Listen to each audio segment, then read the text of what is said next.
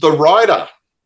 So this song starts off really strange. It starts off all craft work, all space age with Don Airy, and then it Right. goes into this deep bluesy rocker that has a fair amount of bite, groove, and a little bit sassy. What do you think of this song?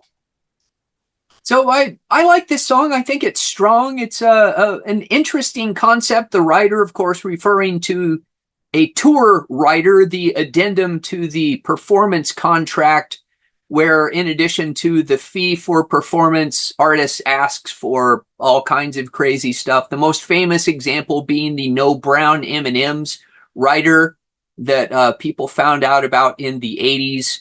And now I'm sorry, I'm having a brain fart. I can't remember if that was Van Halen or Ozzy Osbourne, but Van Halen with the M&Ms. yeah. So artists can ask for all kinds of things on the writer, and in this case, it's a song about a very egotistical performer. Ian Gillan, perhaps ironically, loves to write lyrics about egotistical people, um, Yeah, which it's, given it's given that Ian has no small ego himself, I've always found that to be kind of interesting. Kind of wonder who he's taking pot shots at here, but in this mm, case, the tour writer includes, a spiritual guru and, all kinds of real bizarre, uh, mental and physical or mental and spiritual support apparatus. Um, and he says, the performer just thinks that, oh, what's the lyric? He doesn't have to be priceless just now. No, don't call me precious. Priceless is just fine. That's the lyric. Uh, yeah, it's way out there. The it's not as strong a riff song, but it's got a great melody.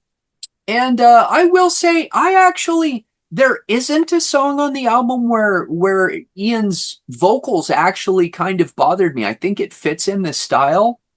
Um, I mean, obviously it's a progression. Again, the man's 80 years old. He's going to be 81 in a month. absolutely. But Yeah. I will say, once again, I don't like the bass. It's so weird to me because Bob Ezrin has done such a wonderful job producing this album. The bass tone on this record is very soft and farty, and it just doesn't cut through such a busy record. You've got layers and layers and layers of keyboards. You've got layers and layers and layers of guitar. And then you have this soft, diffuse bass that just can't hold up. And I don't know why they made that choice. I would have definitely have gone for a different bass tone. Isn't it funny that we pick up on things and we hold it and we run with it in a listening experience across an album? I don't have any issues with the bass. I know it's there, but its lack of bass, or maybe it's not up in the mix, was not nothing that I considered in my critique of this album, my review.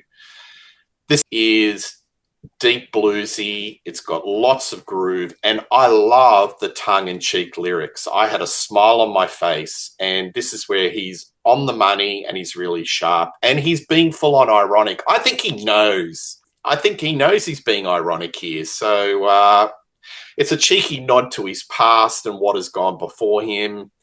And I think he's at his point in his lyric writing where he's totally unfiltered.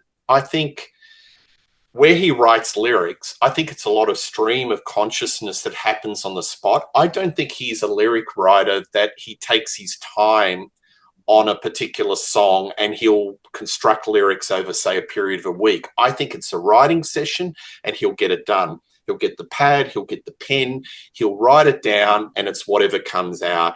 And sometimes it's a hit, and sometimes it's a miss. It's a little bit of rocks and diamonds. This one, I think he's really on the money, and he's quite sharp. But I love the guitar solo with McBride. It's probably my favorite guitar solo on the album. It's got a really dirty tone, and it just gives a little bit of sass, even more sass to the song than it actually has.